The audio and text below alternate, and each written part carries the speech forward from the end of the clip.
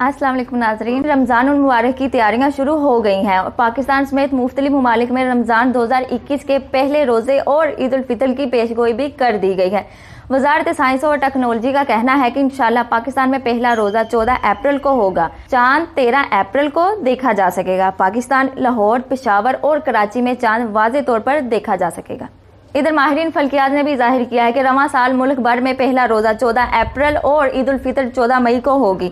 इस साल पाकिस्तान में 30 रोज़े होंगे। सऊदी अरब में भी रमज़ान मुबारक को खुशामदीद कहने की तैयारियां शुरू कर दी गई हैं और मस्जिद नबवी मदीना में माह रमज़ान के दौरान रोज़ा इफ्तार करने वालों की तरबियत के लिए वर्कशॉप का इनकाद किया गया है। मस्जिद नबवी इंतजामिया की निगरानी में मुनक्कद होने वाली वर्कशॉप में रोज़ा इफ्तार के तरीकाकार और ज़ाब्तों का तौहीन किया गया है। ये बात तय हुई है कि मस्जिद नबवी शरीफ के अंदर गुज़िश्ता बरसों की तरह इफ्तारी के लिए दस्तरख्वान नहीं होंगे।